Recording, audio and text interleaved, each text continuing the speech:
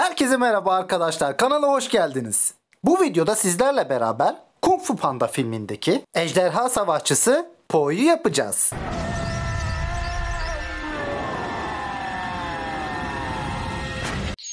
Evet, sakinleşiyoruz, rahatlıyoruz.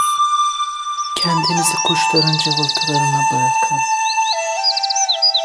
Rahatlatıcı hareketler yapıyoruz. Polimer kilden Po yapacağız. Po nereye gitti? Kia! Evet, yine her zamanki gibi işe figürümüzü çizmekle başlıyoruz. 14 santimlik bir figür yapmayı planlıyorum. Çizerken figürünüze çalışmış da oluyorsunuz.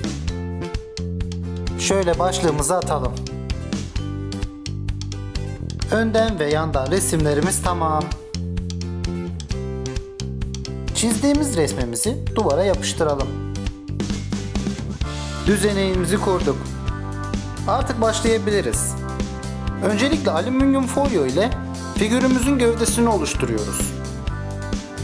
Bu figüre o kadar çok folyo gitti ki anlatamam. Evet, gövdesi oldu gibi. Şimdi de vücudunu polimer kille kaplıyoruz. Kaplarken de çok kilim gitti. Po dostum, acilen zayıflamalısın. Neyse, her yerini kapladık sanırsam. Gerekli yerlere tekrar kil ekleyerek figürümüzün şeklini oluşturmaya çalışalım. Şimdi de şu izleri kaybedelim. Öncelikle başının hattını belirleyerek başladım. Ağzını oluşturmak için bir parça kili açılı bir şekilde kestim. Takiben bu kili kafasına yapıştırdım. Gözlerinin çevresini ve yanaklarını oluşturmak için başının her iki tarafına parçalar ekledim. Sonra bu parçaları modelleme aletimle iyice yedirdim. Hatları yuvarlaştırdım. Diğer gözüne de aynı şeyleri yaptım. Takiben her iki gözü de çizdim. Burnunun ucunu kestim. Sonra da burayı yuvarlaklaştırdım. Görsellere baka baka burnunu çizdim. Ve sonra da ağzını. Sonra da dudaklarını belli ettim. Şimdi ise gözlerini düzeltmeye başladım. Dikkat edince gözlerinin böyle olmadığını fark ettim. Gözünün içini doldurdum. Sonra da siyah halkayı yapmak için gözünün etrafını çizdim. Po'nun gözleri hazır. Saçı için bir parça kile şekil verdim. Sonra da bunun kafasına koydum. Ve iyice yapıştırdım. Kulaklar için de bir parça kile şekil verdim. Ve onu kestim. İçine kestiğim küçük bir bakır teli koydum. Başının her iki tarafını üstten deldim. Ve hazırladığım kulakları bu deliklere soktum. Bıyık yerlerini belli ettim. Yumruk olan sağ elini oluşturmak için kolunun ucuna parçalar ekledim. Sonra da bunları iyice yapıştırdım. Parmaklarının aralarını belli ettim. Ve son şeklini verdim.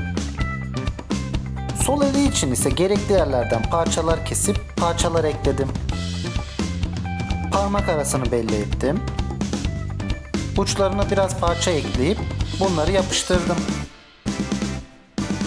Ve yine yumuşattım.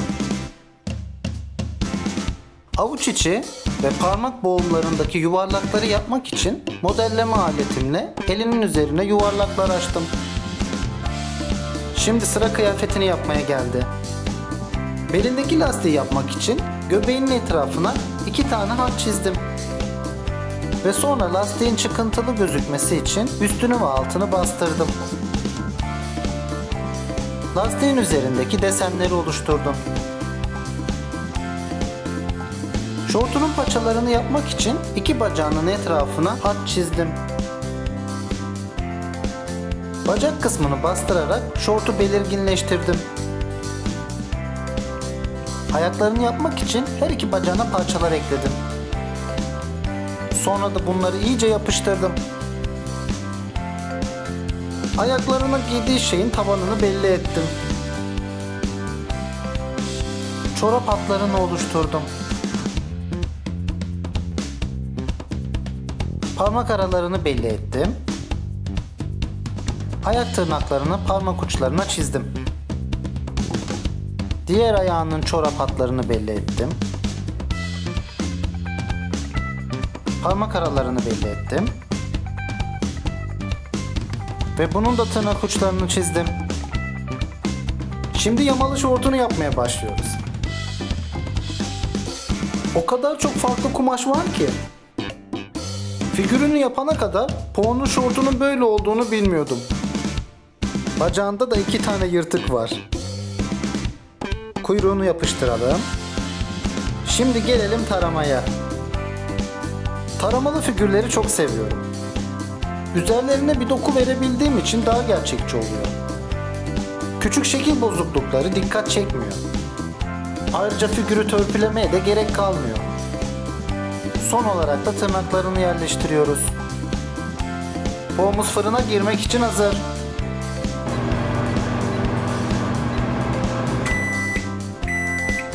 Ejderha savaşçısı Po fırından geldi. Artık onu boyayabiliriz. Boyamaya siyah renkle başladım. Kollarıyla vücudu arasındaki siyah beyaz ayrımı yapmayı unuttuğum için burayı fırçayla belli ettim. İleri doğru uzanmış sol ayağını ve kıvrılmış sağ ayağını boyadım. İki küçük kulağını boyadım. Gözlerinin etrafındaki siyah halkayı boyadım. Burnunu ve son olarak da kuyruğunu boyadım. Ta ki ben beyaz renkle devam ettim. Başının siyah haricinde diğer kalan her yeri beyaz. Göbeğini ve sırtını beyaza boyamaya başladım. Buraya da epey beyaz boyam gitti. Po, sana zayıflamalısın demiş miydim? İki elinin 4'er tırnağı beyaz. Gözünün beyazı beyaz. Renkli kısmı açık yeşil. Göz bebekleri siyah. Ve gözündeki ışıltı beyaz. Bıyık yerleri ve dudakları siyah.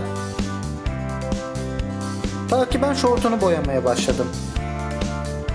Kemerindeki şeritler bordo, diğer kısımlarını ise altın sarısına boyadım. Şortunun paçalarını ise 3 farklı ton kahverengi kullandım. Ayak parmakları krem, ayağının patileri krem,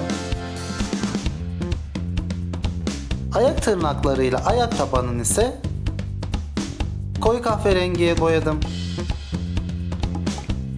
Çorapları için ise elimde en uygun açık ten rengi vardı. Avuç içlerini ise açık ve koyu gri ile boyadım. Ya! Kung Fu Panda'mız hazır. Arkadaşlar videomu lütfen beğenin. Videoyu beğenmeyenlere ne yapacaksın? Kanala da abone olmayı unutmayın. Hoşça kalın.